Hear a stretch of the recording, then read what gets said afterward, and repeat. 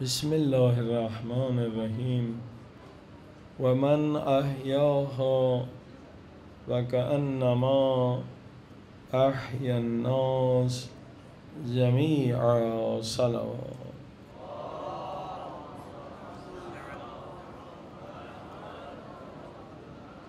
معزز سامعین، حدیث پاک ہے افضل ترین عبادت غیبت کبریٰ میں امام مہدی علیہ السلام صلوات پڑھنا کا حقیقی انتظار کرنا. حقیقی انتظار سے مراد کیا ہے؟ دوسری حدیث نے فرمایا جو حقیقی انتظار کرنے والے ہیں، نبی پاک نے فرمایا ان کا مقام جنگ احد، جنگ بدر میں شہید ہونے والے میرے اصحاب کے برابر. یعنی انتظار عملی ہو، نہ فقط زبانی و قلبی، عمل سے ثابت ہو. جنگ احد میں شہید والوں نے کیا کیا؟ پہلے اسلام قرآن کے قوانین پہ عمل کیا، خود پہ نافذ کیا، خاندان پہ نافذ کیا، پھر تبلیغ کرنا شروع کر دیا، لوگوں کو مسلمان بنانا شروع کیا. دفاع بھی کرتے تھے، تبلیغ بھی کرتے تھے، اور اس طرح سے دنیا میں اسلام کا پیغام انہوں نے پھیلایا. لہٰذا آج اگر ہم مولا کا انتظار کرنا چاہتے ہیں تو خود تزکیہ نفس کریں، نفس کو پاک کریں. حضرت آیت اللہ بہجت بارہا فرماتے تھے ہر مومن کو کوشش کرنی چاہیے کہ ایک مرتبہ کم سے کم اپنے زمانے کے امام کی زیارت کر لے. صلوات پڑھیں محمد.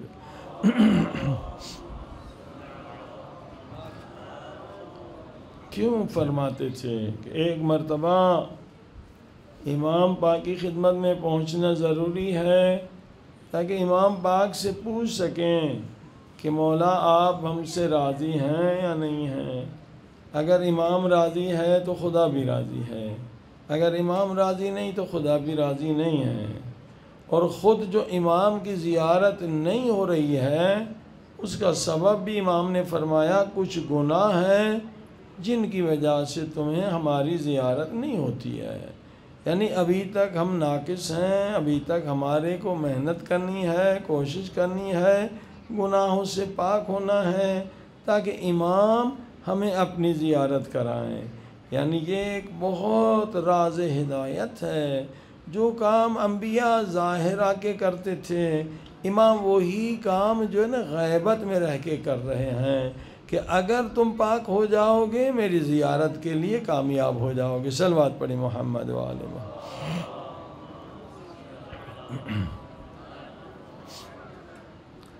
لہذا عزیزان گرامی، ہر مومن کو چاہیے 40-50 لوگوں کو مومن بنائے، مسلمان بنائے تاکہ امام زمانہ راضی ہو جائے. اس عمل سے خدا بھی بہت راضی ہے. فرمایا وَمَنْ أَحْيَاهَا فَكَأَنَّمَا أَحْيَا النَّاسَ جَمِيعًا. اگر ایک انسان کو مسلمان بنایا، دنیا کہے گی ایک کو بنایا، خدا کہے گا نہیں 7 ارب لوگوں کو تم نے مسلمان بنایا. أَحْيَا النَّاسَ جَمِيعًا یہ مقصد. پھر بھی ہم سستی کرتے ہیں، پھر بھی ہم کام نہیں کرتے. ہاں، گناہوں کا بھی کفارہ ہو جائے گا، امام کی زیارت بھی ہو جائے گی اگر ہم نے عظیم الشان کام کیا. میں نے کیا یہ 700 ملین جو ہمارے صوفی برادران ہیں، بریلوی برادران ہیں، ہمارے نزدیک ہیں، عزاداری بھی کرتے ہیں، روتے بھی ہیں، مجلسیں بھی پڑھتے ہیں، زیارت کربلا کے لیے بھی جاتے ہیں. ان بیچاروں کو بس یہ بتایا گیا ہے کہ یہ جو خلفاء تھے یہ تو خود کو اہل بیت کا غلام تھے، یہ غلام سمجھتے تھے. یہ شیعہ جھوٹ بولتے ہیں. آپ اپنے دفاع میں ثابت کریں کہ نہیں یہ جھوٹ ہم نہیں بولتے، یہ سچ ہے. یہ غلام نہیں تھے، یہ قاتل ہیں اہل بیت کے. ثابت کر کے دکھائیں ان کی کتابوں سے، خود بخود یہ مومن ہو جائیں گے. لہذا 3 موضوع میں ہر مومن کو مجتہد بننا چاہیے: فدق، غدیر، اور بیوی کے گھر پہ آگ لگا. اگر اس میں آپ مجتہد بن گئے تو یقیناً امام زمانہ آپ سے راضی ہوں گے، خوشنود ہوں گے، آپ کو اپنی زیارت کرائیں گے۔ صلوات پڑھیں محمد۔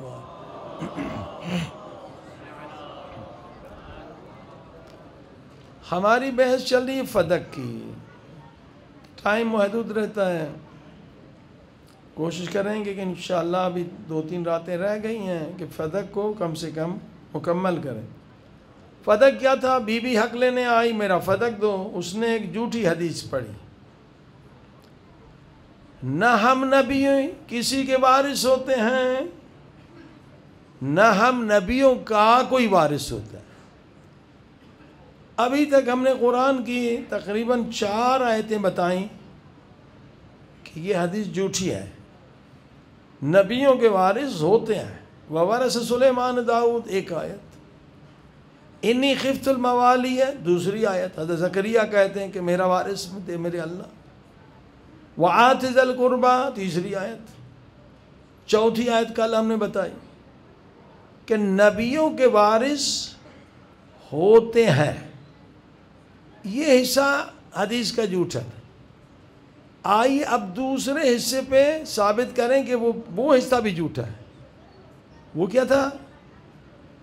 ہم نبی کسی چیز کے وارث نہیں ہوتے۔ ہاں، اس پر ابھی تک بات نہیں، آج سے شروع کرتے ہیں۔ اب تک جو گفتگو ہوئی وہ ہم نے قرآن سے، دلائل سے، حدیث تاریخ سے ثابت کیا کہ نہیں، نبیوں کے وارث ہوتے ہیں۔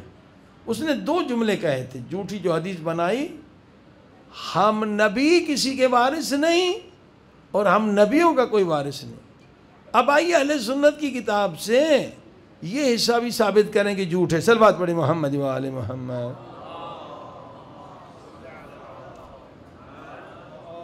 اور یہ کتاب بہت بڑی ہے، صحیح بخاری کا اسٹینڈرڈ، المستدرک علی الصحیحین، اس کا نام ہی ہے کہ اس کا اسٹینڈرڈ وہی ہے حدیث کا جو صحیح بخاری کا ہے، جو صحیح مسلم کا ہے۔ صحیحین اسی لیے کہتے ہیں۔ جو حدیثیں انہوں نے نہیں لکھی وہ حاکم نیشاپوری نے لکھی۔ المستدرک علی الصحیحین اسی لیے کہتے ہیں، صحیحین یعنی بخاری اور مسلم کے معیار کی حدیث ہے، اس کو ضعیف نہیں کہہ سکتے۔ کہتے ہیں کہ رسول خدا کو ورثے میں ایک کنیز ملی ام ایمن، اور 5 اونٹ اور بکریاں یہ رسول پاک کو ورثے میں ملی اپنے بابا سے۔ اور کون کہہ رہا ہے؟ المستدرک علی الصحیحین، یعنی صحیح روایت ہے، یعنی خلیفے نے جھوٹ بولا۔ یہ پہلا حصہ بھی جھوٹ ہے کہ ہم نبی کسی کے وارث نہیں ہوتے، نبی تو وارث بنے ہیں۔ ہاں، مستدرک علی الصحیحین کا والا ہے، ام ایمن 5 اونٹ اور بکریاں نبی پاک کو ورثے میں ملی۔ یہ ایک حوالہ، صلوات پڑھ دیں دونوں۔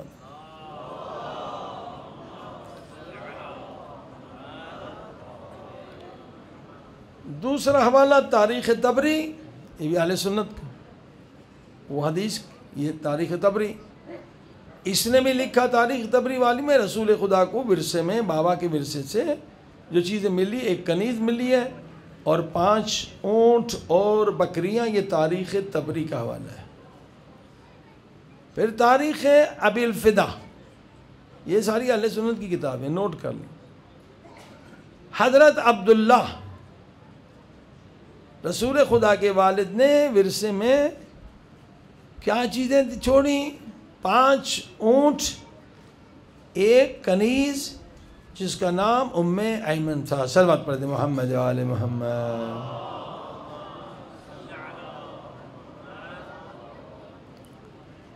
اور یہی یہ چوتھا والا مختصر سیرت رسول میں حضرت عبداللہ سے رسول خدا کو والد سے ورثے میں انہوں نے یہ لکھا 5 اونٹ، ایک کنیز۔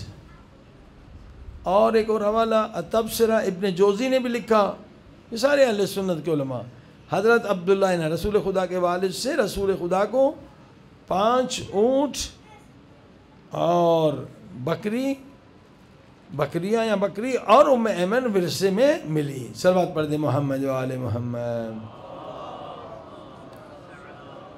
تاریخ ابن وردی والے نے بھی یہ لکھا، یہ اہل سنت کی کتاب ہے، کہ 5 اونٹ ایک کنیز جس کا نام ام ایمن تھا یہ ورثے میں ملی. اور اب آئیے دیگر نبیوں کو ورثے میں کیا ملا. صلوات پڑھیں محمد و آل محمد.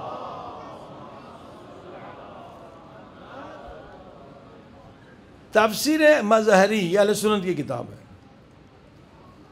کہ حضرت سلیمان نبی کو اپنے بابا سے 1000 گھوڑے جو ہیں وہ ورثے میں ملے. صلوات پڑھیں محمد و آل محمد.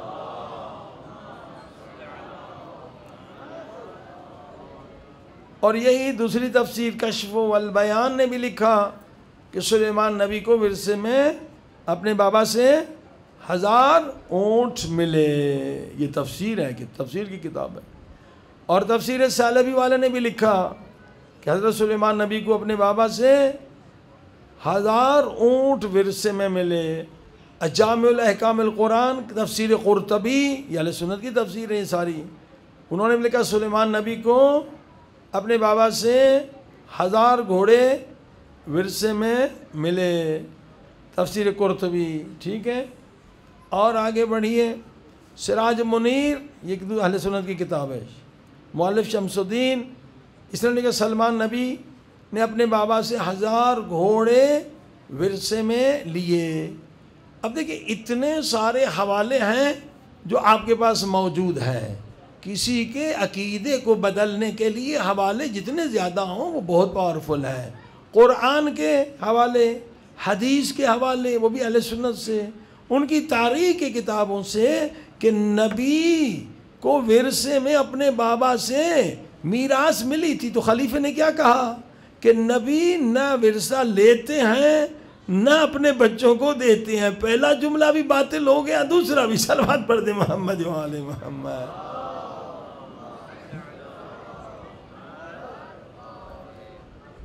یعنی اتنے حوالے ہمارے پاس موجود ہیں مگر تبلیغ کے لیے بستر باندھ کے وہ نکلتے ہیں. صلوات پڑھیں محمد و آل محمد.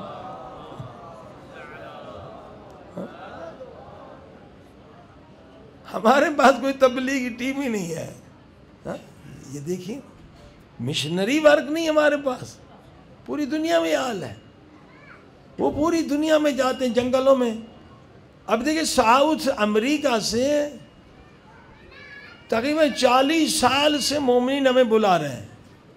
ظاہر ہے کہ ہم کہاں کہاں جا سکتے ہیں. کہ آغا صاحب اس وقت ساؤتھ امریکہ میں ایسے حالات ہیں لوگ اسلام کے شیدائی ہیں، مسلمان ہو رہے ہیں دھڑا دھڑ.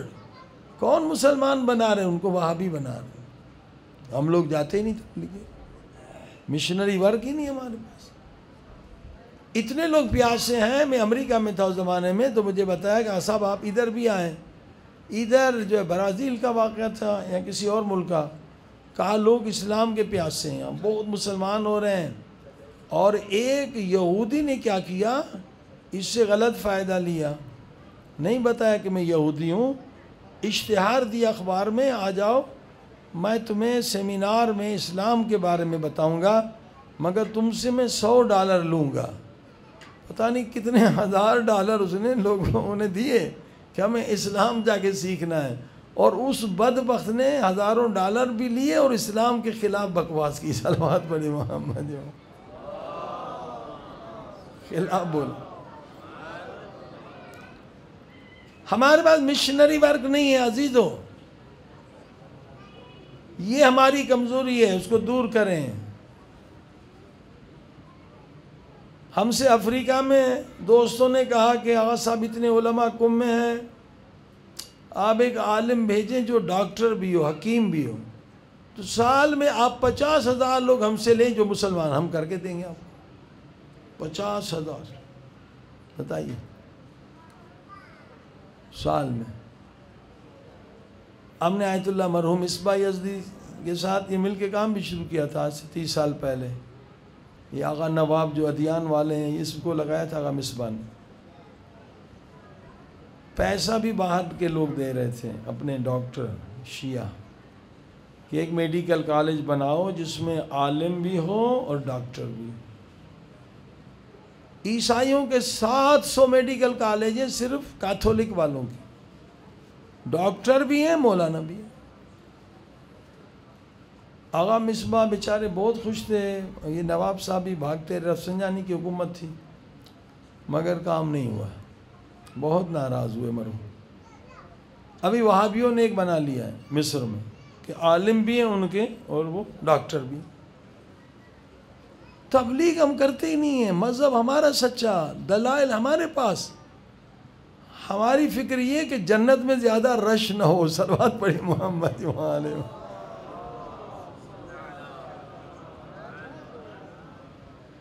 ہمارے کھوجا حضرات یہ جو ہے نا 200 سال سے افریقہ میں تھے اور ہیں اب بھی. سارا اقتصاد ان کے ہاتھ میں تھا. اوپر انگریز ہوتے تھے فرینچ، نیچے پورا اقتصادی نظام ہمارے کھوجوں کے، شیعوں کے پاس. یہ اس وقت اگر شیعہ بناتے نا پورا افریقہ شیعہ ہو جاتا.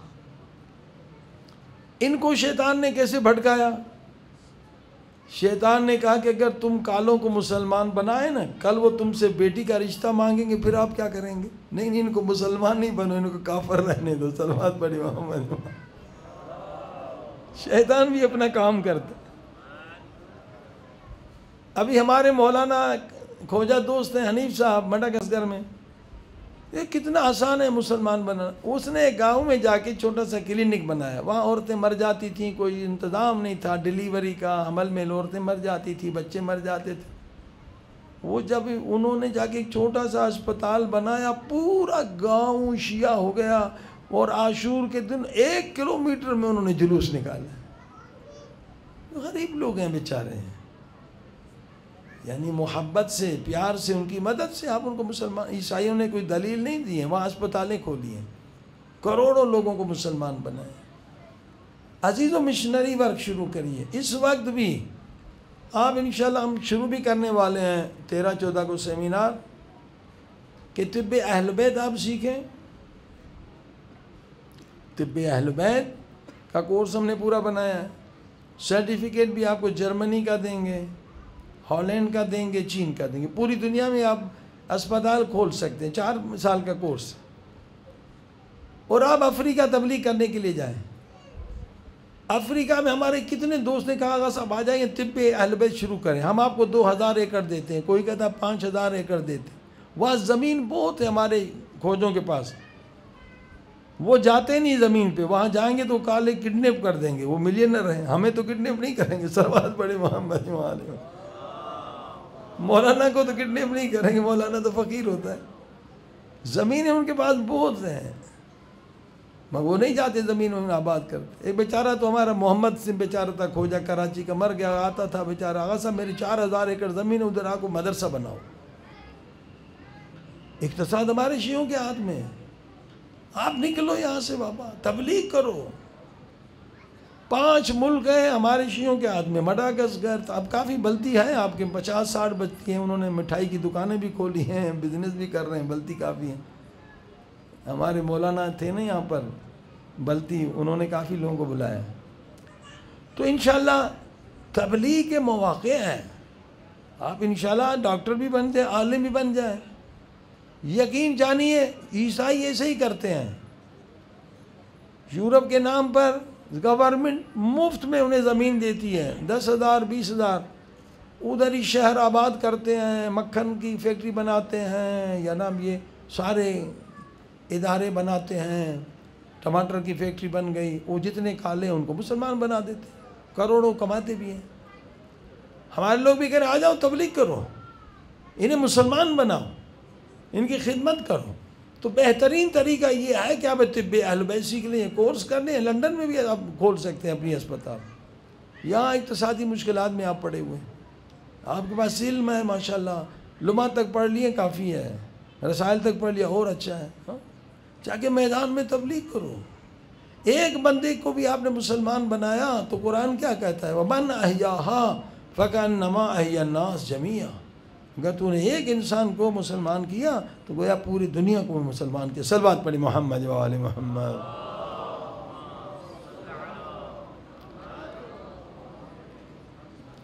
عزیزو دعوت فکر دے رہا ہوں کہ ضرور یہ کورس کریں. اگر جانا نہیں چاہتے یہاں بھی الحمدللہ اس وقت پاکستان میں طب اہل بیت کے ہمارے 30 شہروں میں یونٹس ہیں، بلتستان میں بھی ہے، مگر اور شہروں میں بہت خالی ہے.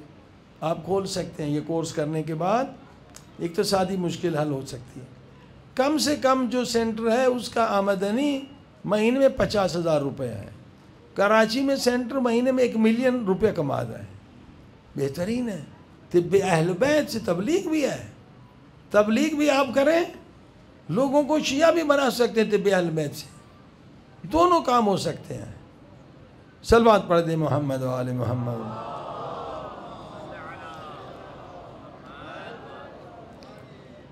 سکر میں ہمارے مولانا ہے مشتاق صاحب، یہ پہلے سنی تھے، پھر وہابی بنے، پھر شیعہ ہو گئے. ان کی بڑی اچھی ہسٹری ہے. ان کو بیماری ہوگی، کوڑ کی بیماری ہو گئی، تو طب اہل بیت سے شفا ملی. کالج میں پڑھاتے تھے تو ایک کمیونسٹ تھا، اس کو بھی بیماری ہوئی، کوڑ کی بیماری، برس جسے کہتے ہیں. اس نے کہا بھئی یہ کوڑ کی بیماری کا تو پوری دنیا میں علاج نہیں، مولوی صاحب آپ کیسے ٹھیک ہو گئے؟ کہا میں اپنے امام کے نسخے سے ٹھیک ہوا ہوں، تو تو خدا کو نہیں مانتا، میں تجھے کیوں بتاؤں، تو تو کمیونسٹ ہے، بے دین ہے. اس نے کہا ٹھیک ہے، میں اللہ کو نہیں مانتا، کمیونسٹ ہوں، مگر میں نے ریسرچ کیا ہے کہ اس بیماری کا علاج امریکہ میں بھی نہیں، یورپ میں بھی نہیں ہے. اگر آپ اپنے امام کا نسخہ مجھے دیں اور اگر مجھے شفا مل گئی تو میں ایمان لے آؤں گا کہ آپ کے امام کا علم پوری کائنات سے زیادہ ہے. مولانا نے اس شرط پہ دے دی، نسخہ دیا، اس نے استعمال کیا، وہ مہینے میں اس کا برس ختم ہو گیا. جو کافر تھا، کمیونسٹ تھا، ایتھیسٹ تھا، دہریہ تھا، اس نے آ کے کلمہ پڑھا، لا الہ الا اللہ محمد رسول اللہ علی ولی.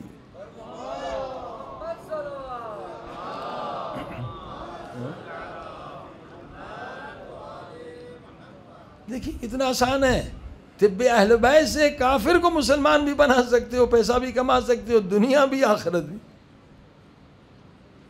مگر ایک بیماری جو ہم طالب علموں کو ہے نا، وہ سستی کی ہے. صلوات پڑھی محمد و آل محمد.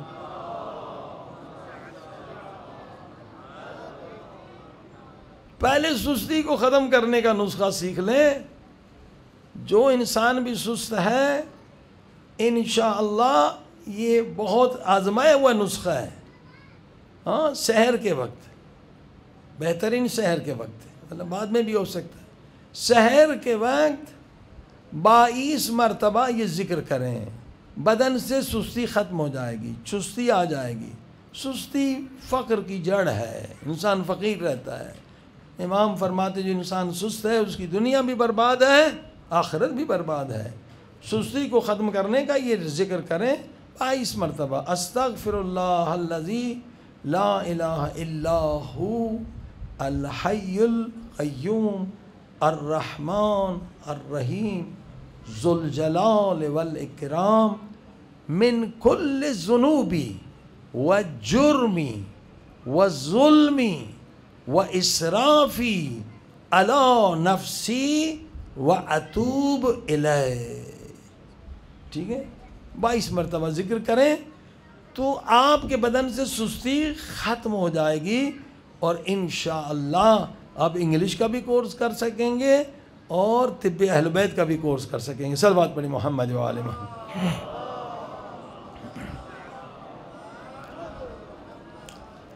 آج کیونکہ مولانا مشتاق صاحب ابھی تک زندہ ہیں، ان کا ذکر ہوا، دیکھیے یہ کیسے شیعہ بنا ہے. بڑی اچھی ہسٹری ہے، اس میں آپ کو بہت معلومات ملے گی. مشتاق صاحب جو تھے اہل سنت سے تھے، ایم اے انگلش تھے اور حافظ کل قرآن تھے. تو وہابی ایسے اچھے بچوں کی تلاش میں ہوتے ہیں کہ انہیں وہابی بنائیں.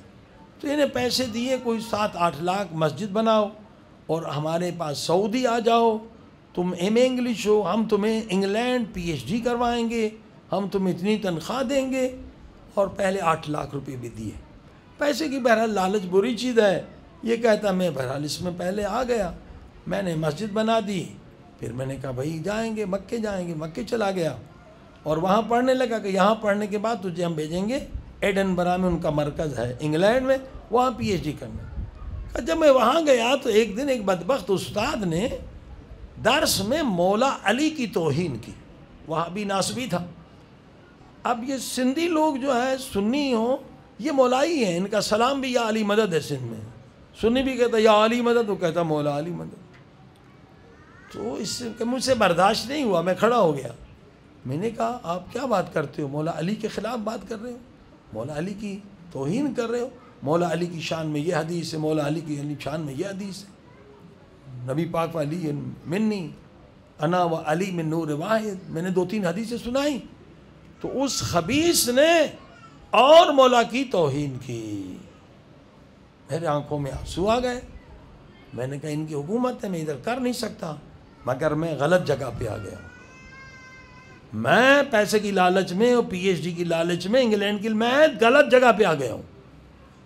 میں غصے سے باہر نکلا، میں نے جگہ کعبۃ اللہ کو لپٹ کر رویا کہ خدا مجھے بخش دے، دنیا کی محبت میں نے دین بیچ دیا ہے، جو مولا علی کی توہین کرے وہ مسلمان نہیں ہے۔ میں پی ایچ ڈی کے چکر میں 7-8 لاکھ میں نے لیے، اور اس چکر میں نے گناہ کیا، مجھے بخش دے میرے اللہ۔ میں نے بہت رویا، میرے اللہ مجھے ہدایت دے، مجھے ہدایت دے۔ نماز کا ٹائم ہو گیا، جماعت کا، کعبۃ اللہ میں ہم نے نماز پڑھی، تو میرے ساتھ ایک مولانا بیٹھے تھے، وہ ایرانی تھے۔ تو میں نے کہا آپ شیعہ ہیں؟ میں نے کہا شیعہ۔ شیعہ آپ لوگ تو کافر ہیں۔ کیوں کافر ہیں؟ میں نے کہا آپ یہ کام کرتے ہیں، اصحاب کو برا بھلا کہتے ہیں، سے ایک بڑا نقطہ یہی ہوتا ہے۔ تو انہوں نے کہا نہیں ہم سارے اصحاب کو مانتے۔ اب یہ مناظرہ شروع ہو گیا، وہ لمبا مناظرہ تھا۔ انہوں نے کہا نہیں ہم صرف ان اصحاب کو نہیں مانتے جنہوں نے بی بی پاک فاطمہ زہرا کا گھر جلایا۔ تو انہوں نے ریفرنس پوچھے کہاں ہیں، مولانا شاہ ماشاءاللہ مناظر تھے، انہوں نے حوالے دیے، یہ دیے وہ دیے، کہ آپ خلیفہ اول کو نہیں مانتے ہیں، کیونکہ خلافت تو رسول خدا نے مولا علی کو دی تھی، یا ایھا رسول بلغ کی آیت پڑھی۔ میں نے کہا حوالہ دو، میں حافظ قرآن کل قرآن تھا، ہاں یہ آیت تو ہے۔ میں کہا تفسیر در منصور دیکھو، تفسیر فلاں فلاں جتنے تفاسیر تھے کہ اس کے بعد رسول خدا نے مولا علی کا آبادو بلند کیا، من کنت مولا فہذا علی مولا، اور خلیفہ دوم نے بخن کا، اس کا جواب قرآن سے مل گیا۔ کہا تم ماتم کرتے ہو، یہ شرک ہے، بدعت ہے۔ میں نے کہا نہیں آپ قرآن پڑھے ہو نا، تم تو حافظ قرآن ہو۔ ہاں قالت امرأۃ فسکت وجہہا، ففشی، آیت پوری سورہ ذاریات کی، فشروہ بغلام علیم۔ حضرت ابراہیم کے پاس آئے فرشتے بشارت دینے کے لیے، تمہیں بیٹا ہوگا، تو اتنے میں ان کی بیوی آئی، کہا ہم تو بوڑھے ہو گئے، ہمیں بچہ کیسے ہوگا؟ فسکت وجہہا، پھر پیٹا اس نے اپنا ماتھا۔ اگر پیٹنا حرام تھا تو ابراہیم نے منع کیوں نہیں کیا؟ کیونکہ نبی کے سامنے جو کام وہ منع نہ کرے، نبی کی سنت ہے۔ اللہ نے منع کیوں نہیں کیا؟ پورے قرآن میں کوئی آیت بتائے؟ ترجمہ سنی نے بھی یہ لکھا فسکت وجہہا، پیٹا اس نے منہ، تو پتہ چلا کہ پیٹنا بدعت نہیں ہے، حضرت ابراہیم کی سنت ہے۔ صلوات پڑھ دے محمد و آل محمد۔ مجھے یہ جواب مل گیا۔ میں نے کہا آپ ہاتھ کھول کے نماز کیوں پڑھتے ہیں؟ ہاتھ کھول کے تو اہل سنت بھی پڑھتے ہیں، مالکی ہاتھ کھول کے کیوں پڑھتے ہیں؟ اگر ہماری نماز درست نہیں، ان کی نہیں، تو وہ بھی ہاتھ کھول کے پڑھتے ہیں۔ کہا قرآن کی آیت، کہا قرآن کی آیت، قل امر ربی بقسط وقیموا وجوہکم عند کل مسجد وادعوہ مخلصین لہ الدین۔ جب مسجد میں نماز پڑھو خلوص کے ساتھ پڑھو۔ کیسے پڑھو؟ کما بداکم تعودون، جس طرح دنیا میں آئے ہو اس دنیا میں جیسے پلٹ کر جاؤ گے۔ تو اب جنازہ کسی کا بھی دیکھ لو، شیعہ کا یا سنی کا، اگر ہاتھ بندھے ہوئے تو باندھ کے نماز پڑھو، کھلے ہوئے تو کھول کے پڑھو۔ صلوات پڑھ دے محمد۔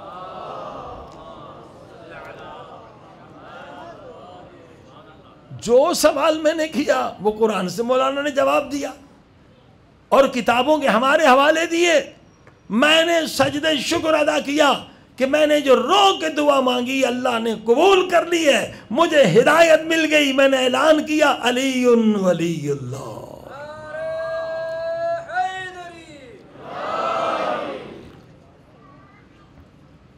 توجہ فرمائیں. تو میں نے کہا اگر ان کو پتہ چل جائے وہابیوں کو تو میری لاش بھی نہیں ملے گی. میں نے کسی کو بتا نہیں، ٹکٹ لیا سیدھا پاکستان آ گیا سکھر میں. اور وہ جو وہابیوں کی مسجد تھی، وہابیوں کے پیسے سے بنی تھی، وہاں کی اذان دی علی ولی اللہ کی. پورے شہر میں شور مچ گیا. بھئی یہ کیا ہو گیا؟ یہ تو وہابیوں کی مسجد تھی، اس سے علی ولی اللہ کی اذان آ رہی. سارے وہابی اکٹھے ہو گئے، کورٹ میں چلے گئے، میرے خلاف کیس کیا کہ یہ مسجد ہماری ہے. کہ میرا باپ جو تھا وہ کامریڈ ٹائپ تھا، یعنی دیندار نہیں تھا، ایسے ماڈرن ٹائپ تھا، نہ شیعہ تھا نہ سنی تھا. کہا تم سے مسجد نہیں لے سکیں گے، میں وکیل اچھا ہوں. وہ ہار گئے اور مسجد میں رہا. لیکن پھر جب یہاں ایران میں آئے اور مراجع سے پوچھا تو مراجع نے فرمایا مذہب اہل بیت میں غصبی جگہ پہ نماز نہیں ہو سکتی. صلوات پڑھ دی محمد و آلہ محمد.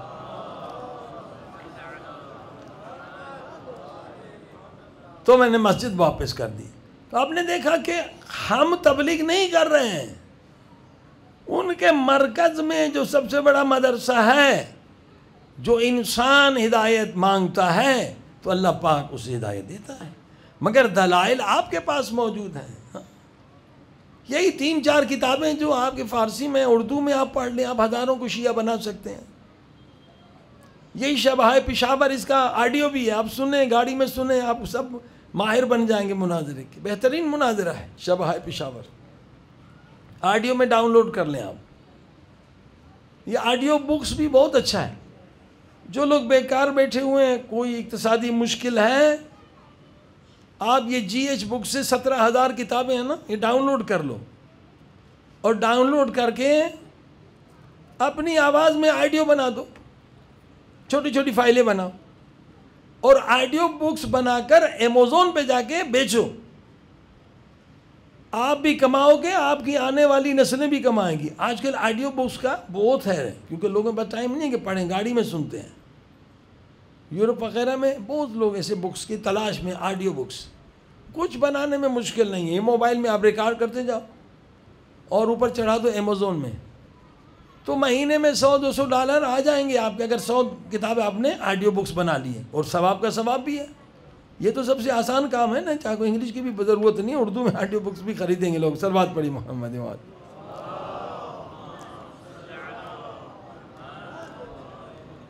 شبہ پشاور ہے، بہترین کتاب ہے. فلک و نجات اس سے قوی ترین کتاب ہے. اس کا عربی میں ترجمہ ہوا ہے، ورلڈ فیڈریشن نے کرایا تھا. بہت زبردست کتاب ہے. اور اسی طرح سے جو ہے تیجانی صاحب، 1-2 سال پہلے تیجانی صاحب یہاں آئے تھے، ملاقات ہوئی تھی حرم میں. ماشاءاللہ کافی ضعیف ہو گئے ہیں ماشاءاللہ. ان کی کتاب سے انہوں نے بتایا کہ 4 ملین لوگ شیعہ ہوئے. وجہ یہ کہ ان کی کتاب ناول کی طرح، اسٹوری کی طرح ہے، پڑھنے میں بہت آسان ہے. اگر اسی طرح سے آپ مشکل کتاب ہے جیسے فلک و نجات، اس سے طاقتور کتاب ہے. جیسے میں نے کہا چیٹ جی پی ٹی اگر آپ سیکھ لیں، کوئی اس میں سیکھنا ہے 1 گھنٹے میں آپ سیکھ سکتے ہیں. چیٹ جی پی ٹی کو بولو کہ یہ کتاب جو ہے نا اسٹوری میں بنا دو، تو وہ کتاب اسٹوری میں بنے گی تو لوگ زیادہ پڑھیں گے اور اس پہ فلم بھی بنے گی. شبہ پشاور پہ لبنان میں حزب اللہ والوں نے فلم بھی بنائی ہے اور بہت زبردست فلم بنائی ہے. ان کتابوں میں آپ بھی فلم بھی بنا سکتے ہیں اور اسکرپٹ بھی یہ چیٹ جی پی ٹی سے بنا سکتے ہیں. یہ آسان کام ہے. بہت زبردست کتاب، اس میں لاکھوں لوگوں کو آپ شیعہ بنا سکتے ہیں. ان کے نام میں بتاتا ہوں کہ اردو فارسی میں اویلیبل ہے یہ کتاب. تیجانی کی کتاب بھی بہت اچھی ہے، اسٹوری ہے اس پہ، دین آئی واز گائیڈڈ، پھر میں ہدایت پا گیا، سمت ہدیت. یہ بہترین کتاب ہے. اس پہ بہترین آپ چیٹ جی پی ٹی میں ڈال دو، آن لائن فری ہے، انگلش میں بھی ہے، اردو میں بھی ہے، وہ اس کو اسکرپٹ بنا دے گا. اسی طرح سے شبہ پشاور تو پہلے ہی بنی ہوئی ہے. پھر رائٹ پاتھ کو آپ اس طرح سے کر سکتے ہیں، فلک النجات کو اس طرح سے کر سکتے ہیں. نور ایمان بھی بہت اچھی کتاب ہے. پتہ نہیں وہ ٹائپ میں ہے، اردو میں ٹائپ ہے یا نہیں، یہ بھی بہت مناظرے کی اچھی کتاب ہے. ایک چھوٹی کتاب، جب ہم چھوٹے تھے تو بچے اسکول میں ہم سے سوالات کرتے تھے، ماتم کیوں کرتے ہو، کالے کپڑے کیوں پہنتے ہو، تو ایک چھوٹی کتاب ہے پاکستان میں، یقین محکم، جو جیب میں رکھتے ہیں، پاکٹ میں. تو جب وہ پوچھتے تو ہم دیکھ کر جواب دیتے تھے کہ بھائی دیکھو یہ تمہاری کتاب میں لکھا ہے کہ حضرت عائشہ نے بھی ماتم کیا ہے. صلوات پڑھی محمد و آلہ محمد.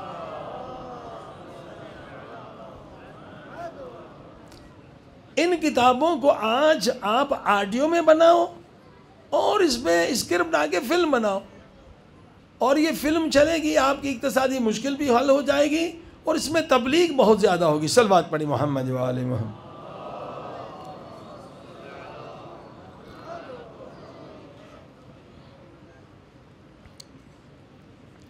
آغا قزوینی کی سائٹ بھی جو میں نے کہا ولی عصر زبردست ہے، یہ سارے موضوعات فدق پہ، سارے ان کے اعتراضات کے جواب موجود ہیں، اردو میں بھی ہے، فارسی میں بھی ہے، عربی میں بھی، انگلش میں۔ ولی عصر زبردست سائٹ ہے، اس سے بھی آپ اس کو آڈیو بکس بنا سکتے ہیں، اس کے ویڈیو فلم بنا سکتے ہیں، لاکھوں لوگوں کو شیعہ بنائیں گے اگر فلم بنا دیں۔ آیت اللہ ناصر مکارم شیرازی قبلہ ہے، کسی اور مجتہد نے کہا تھا یہ فلم جو امام علی علیہ السلام بنی، بولے اس فلم نے اتنا کام کیا کہ 60,000 علماء جو قوم میں ہیں وہ اتنی تبلیغ نہیں کر سکتے تھے۔ یہ نوجوان آئے فلم بنائے اسلامی۔ بھئی عالم جائے گا نا، ممبر پہ جائے گا نا، گھر گھر میں تو نہیں جائے گا نا، مگر فلم تو ہر گھر میں چلی جاتی ہے۔ یعنی اس فلم کے بعد کتنے اہل سنت نے معاویہ سے ہاتھ اٹھا لیا، جو پہلے سمجھتے تھے معاویہ ہمارا لیڈر ہے، جب فلم دیکھی پھر تاریخ کو دیکھا تو ان میں تبدیلی آ گئی کہ بھائی نہیں ہم ان کو تو بہت سمجھتے تھے، بہت بڑا شخص کر، یہ تو بہت غلط کام ہے، یہ ان کے حوالے، یہ ساری تاریخ۔ تو یہ فلم سے آپ بہت تبلیغ زیادہ کر سکتے ہیں، اور آج یہی چھوٹے چھوٹے کیمرہ جو ہے موبائل، اس سے بھی آپ فلم بنا سکتے، ضرور نہیں کہ بڑے بڑے آپ کیمرہ تلاش کرو۔ ہاں، اور اتنے اسٹوڈیو ہیں، وہ آپ کو اسٹوڈیو والے، ہدایت والے ہیں یہاں پر، اور بہت سارے اور ہیں، وہ ویڈیو بھی اچھے کیمرہ والے بھی مل سکتے ہیں۔ نوجوانوں کے گروپ بنائیں، تو اس وقت جو مہنگائی ہے، غربت ختم ہو جائے گی، تبلیغ بھی ہو جائے گی، فلم ہر جگہ چلے گی، ہر جگہ چلے گی۔ تو عزیزان گرامی، ایک انسان کو بھی آپ نے ہدایت دی تو اس کا اجر کیا ہے؟ پوری دنیا کے خزانے سے زیادہ ہے، پوری کائنات کی دولت سے زیادہ ہے۔ ایک انسان بھی اگر ہدایت پا جائے، صلوات پڑھی محمد و آل محمد۔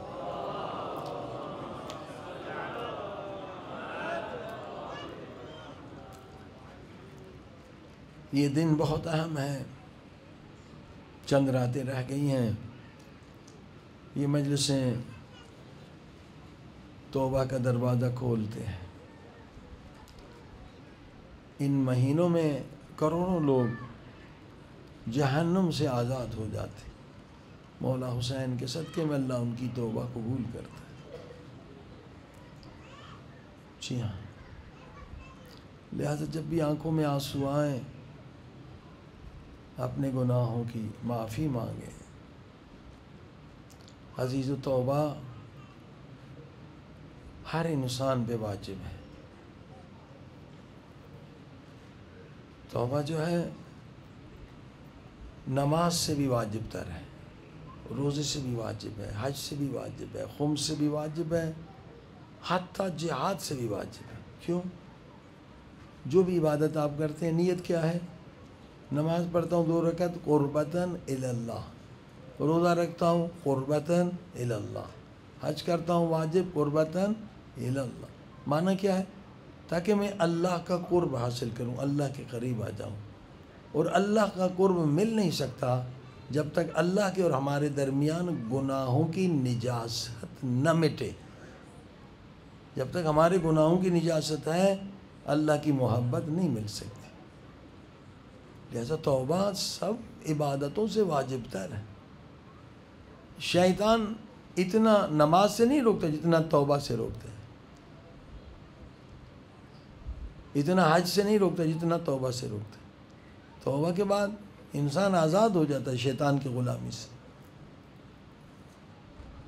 لہذا معصوم فرماتے ہیں جب یہ آیت نازل ہوئی اِلَّا مَنْ تَابَ وَآمَنَ وَعَمِلَ عَمَلًا صَالِحًا فَأُولَٰئِكَ يُبَدِّلُ اللَّهُ سَيِّئَاتِهِمْ حَسَنَاتٍ، یعنی ترجمہ مختصر یہ ہے کہ اگر کوئی توبہ کر لے، خدا فرماتا ہے اگر 1 کروڑ گناہ کیے ہیں تو وہ گناہ بھی معاف ہو جائیں گے، اتنی نیکیاں خدا مفت دے گا۔ یعنی ایک بندے نے 1 کروڑ گناہ کیے ہیں، جب توبہ کر لے سچی گناہ توبہ، یعنی پھر وہ گناہ نہ کرے تو وہ گناہ بھی معاف ہو گئے، پھر 1 کروڑ اور نیکیاں ملیں گی۔ تو یہ جب آیت نازل ہوئی تو شیطان چیخ اٹھے، اب ہمارے گمراہ کرنے کا فائدہ کیا؟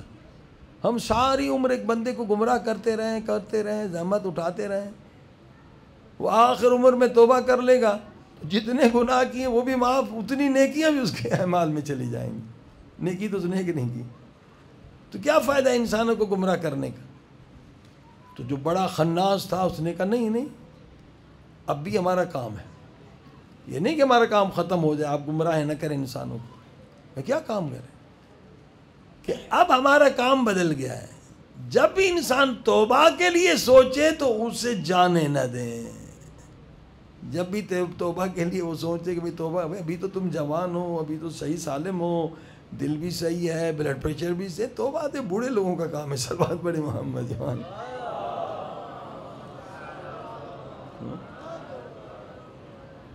اسی لیے حضرت لقمان فرماتے ہیں بیٹے سے کہ بیٹا جب گناہ ہو جائے تو توبہ میں دیر نہ کرنا، اکثر جو جہنم میں لوگ جائیں گے وہ لوگ جائیں گے جنہوں نے توبہ کا ارادہ کیا تھا، نیت کی تھی، مگر اتنی دیر کر دی کہ توبہ کا موقع نہ مل سکے۔ گناہ کے بعد فوراً توبہ کرو، 7 گھنٹے اللہ مہلت دیتا ہے گناہ کے بعد، 7 گھنٹے میں ہم توبہ کر لیں تو گناہ لکھا نہیں جاتا، پھر بھی ہماری بدبختی دیکھیے کہ ہم توبہ نہیں کرتے۔ یہ الٹے ہاتھ والا سیدھے ہاتھ والا فرق ہے، جو سیدھے ہاتھ پہ فرشتہ ہے وہ نیکیاں لکھتا ہے اور وہ الٹے والا گناہ لکھتا ہے۔ ابھی ہم نے نیکی کا ارادہ کیا، یہ لکھ دیتا ہے، تو جب ہم گناہ کا ارادہ کرتے ہیں وہ کہتا ہے میں بھی لکھتا ہوں، کہنا نہیں تو نہیں لکھ سکتا، یہ اللہ کا حکم ہے، تو نہیں لکھ سکتا، گناہ کرے پھر لکھ سکتا۔ اب وہ انسان نے گناہ کیا، وہ کہتا اب لکھوں کہ اب بھی نہیں لکھ سکتا، یہ حاکم ہے سیدھے ہاتھ والا، کہ اب تو گناہ کر لیا، کہ نہیں اللہ نے 7 گھنٹے مہلت دی ہے اس بندے کو، شرمندہ ہو جائے پشیمان ہو جائے تو گناہ نہیں لکھا جاتا، 7 گھنٹے بھی بندہ جو ہے توبہ نہ کرے تو یہ فرشتہ کہتا ہے واقعی یہ بدبخت ہے، اب لکھ دے اس کا گناہ۔ عزیزو اتنی خدا کی رحمت ہے، پھر بھی اگر ہم توبہ نہ کریں تو کیا بہانہ بنائیں گے؟ اسی لیے امام زین العابدین علیہ السلام، صلوات پڑھ دیں محمد۔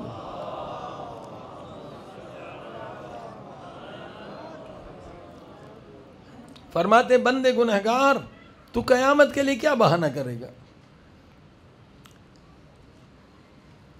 اگر تو کہے گا ماحول خراب تھا، دوست خراب تھے،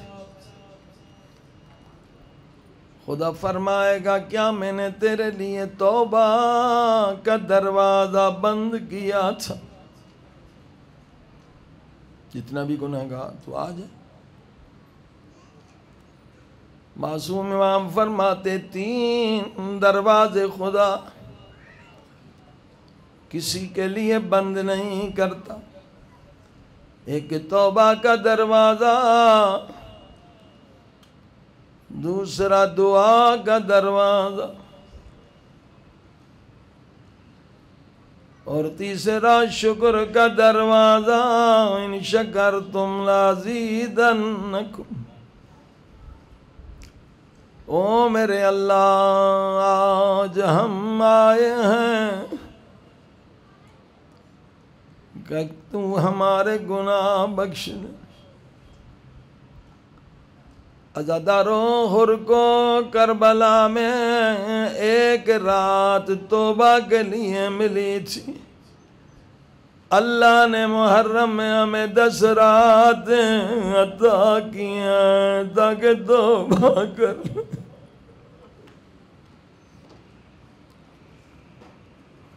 کتنا بلند مقام ہے حر کا، توبہ کرنے والے کا مقام بڑا بلند۔ ہاتھ سے باندھ کے آیا مولا حسین کے قدموں پہ سر رکھا، کوئی لمبی تقریر نہیں، چند جملے کہے، رحمت للعالمین کے بیٹے، دنیا کا سب سے بڑا گنہگار تیرے قدموں میں ہے، مولا اپنی اماں زہرا کی چادر کے صدقے میں اس گنہگار کو بخش دے۔ مولا حسین نے بازوؤں سے اٹھایا، سینے سے لگایا، فرمایا بھیا ہور میں نے تجھے معاف کیا جب حسین نے بھیا کہا۔ ہاں علی اکبر نے چچا جان کے سینے سے لگایا ہوگا، حضرت عباس نے بھائی کہہ کے سینے سے لگایا، ہرزارو قطار رو رہا تھا، شہزادے مجھے چچا نہ کہا، میں گنہگار۔ ہر طرف سے آوازیں آنے لگی، مبارک اور تجھے جنت مبارک۔ بی بی زینب نے خیمے میں آواز سنی، دونوں بیٹوں سے پوچھا کسے مبارک مل رہی ہے؟ بچوں نے فرمایا اماں جان، جس آدمی نے ماموں جان کا راستہ روکا تھا وہ ماموں کے لشکر میں آ گیا ہے، توبہ کر رہا ہے۔ بی بی زینب نے فرمایا دونوں شہزادوں سے، دونوں جاؤ، ایک ہر کے دائیں طرف کھڑا ہو جائے، دوسرا بائیں طرف، ماموں جان کہہ کے سلام کرنا اور کہنا نبی کی بیٹی تجھے دعائیں دے رہی۔ سبحان۔ دونوں شہزادے آگے بڑھے، ایک ہر کے دائیں طرف دوسرا بائیں طرف، جب ماموں جان کہہ کے سلام کیا، ہر کا پورا جسم کانپنے لگا۔ او شہزادوں میں گنہگار ہوں، مجھے ماموں جان نہ کہو، میں نوکر ہوں، میں غلام۔ مگر جس جملے نے ہر کا دل الٹ پلٹ دیا وہ یہ جملہ تھا، زہرا کی بیٹی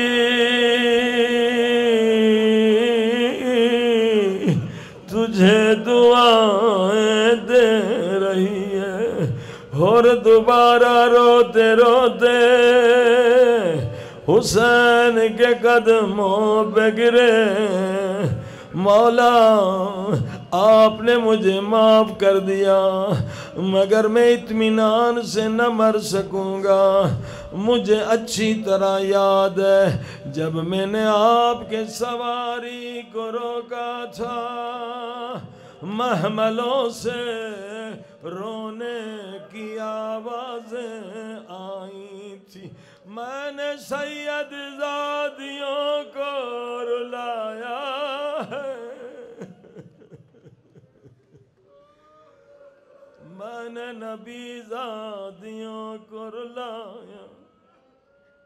مجھے پاک بی بی زینب سے معافی دلوا دے۔ مولا حسین خیمے میں آئے، فرمایا بہن زینب اور معافی مانگنے آیا ہے، جیسے حسین نے معاف کر دیا ویسے زینب بھی معاف کر سکتی تھی، مگر یہ اہل بیت ہیں، ہر ایک کا کرم اپنا ہے، گنہگار معافی مانگنے آیا ہے۔ بی بی زینب نے کیسے معاف کیا؟ فرمایا حسین بھیا ہر سے جا کے کہیں بھیا ہر مجھے شرمندہ نہ کرے، تو اس وقت ہمارا مہمان بنا کہ ہم تجھے پانی بھی نہیں پلا سکتے،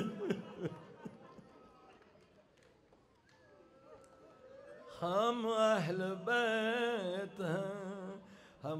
در سے کبھی کوئی سوالی خالی نہیں جاتا، میں تجھ سے وعدہ کرتی ہوں جب قیامت کا دن ہوگا، میں بابا علی سے کہوں گی بابا حر وہ مہمان تھا جو پیاسا مارا گیا، یہ اہل بیت کا کرم ہے، آج بی بی زینب سے کہیں آقا زادی یہ سارے عزادار آپ کے مہمان آپ کو پرسہ دینے آئے، ہمارے لیے بھی دعا کریں ہم بھی حر کی طرح توبہ مکمل کریں۔ انشاءاللہ بی بی زینب سلام اللہ علیہا کی دعا سے ہم سب کی توبہ قبول ہوگی۔ آئیے دلوں کو لے جائیں بی بی زینب کی پاس، کربلا چلیں، کربلا سے شام کی طرف چلیں۔ عزیزوں میرا ذاتی تجربہ ہے، آپ بھی دیکھیں، میں نے بی بی زینب کے روزے میں بالکل وہی روحانیت پائی ہے جو مولا حسین کے روزے میں ہے، اور عجب معصوم کا جملہ ہے، اے معصوم امام فرماتے جو ہماری پھپھی زینب کے غم میں روئے گا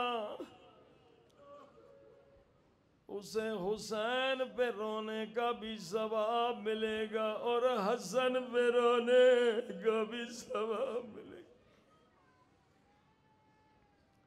یعنی دو مجلس میں جائیں، ایک مجلس میں جا کے امام حسین پہ روئیں اور دوسری میں امام حسن پہ،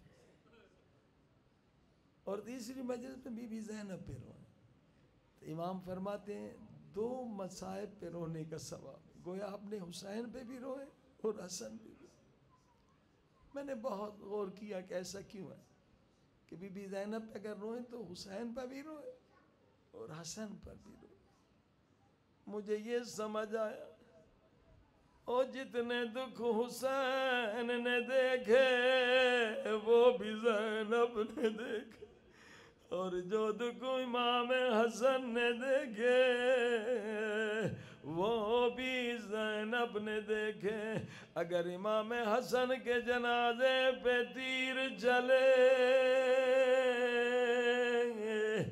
زینب کا شام کے بازار میں آنا او تیروں کی بارش سے کم نہیں تھا۔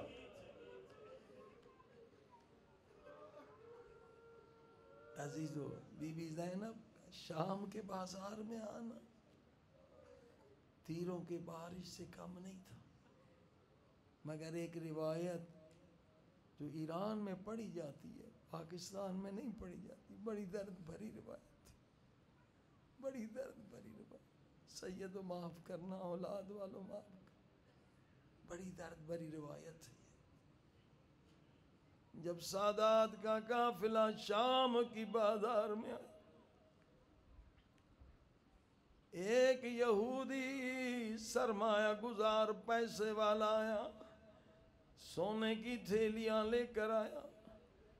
ابن سعد شمر کو کہا جتنا پیسہ لینا ہے لے لے، علی کی بیٹیوں کو یہودیوں کے محلے سے گزارو۔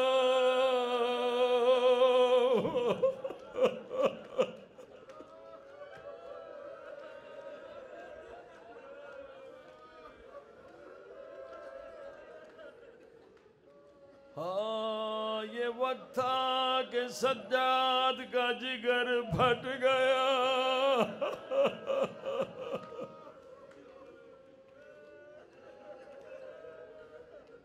یہ اتنے بے غیرت سے دولت کی لالچ میں مان گئے علی کی بیٹیوں کا قافلہ یہودیوں کے محلے کی طرف چلا. یہ ملعون دوڑتا یہودیوں کے محلے میں گیا، جا کے اعلان کیا، او یہودیوں سنو، جس کے باپ دادا کو علی نے خیبر میں مارا ہے، آ جاؤ، میں علی کی بیٹیوں کو تمہارے محلے میں لے آیا، علی کی بیٹیوں سے انتقام لو.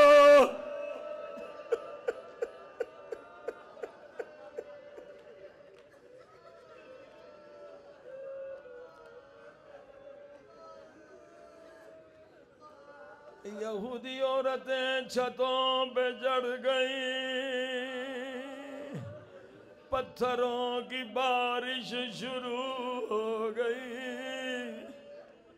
ایک یہودی عورت نے گردن سے سونے کا ہار اتارا، کھولی ملعون کی طرف پھینکا، کہنے لگی حسین کا سر میرے قریب لا.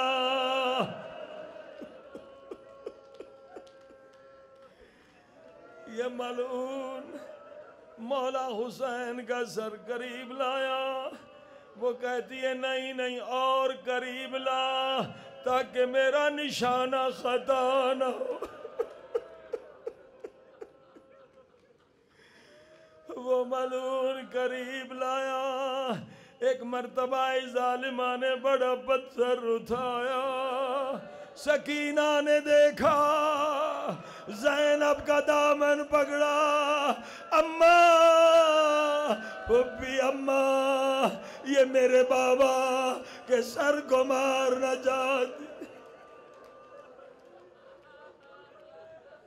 ایک مرتبہ اس یہودہ ملعونہ یہودی عورت کا ہاتھ بلند ہوا، پھر ہاتھ نیچے ہوا، حسین کے سر سے خون جاری.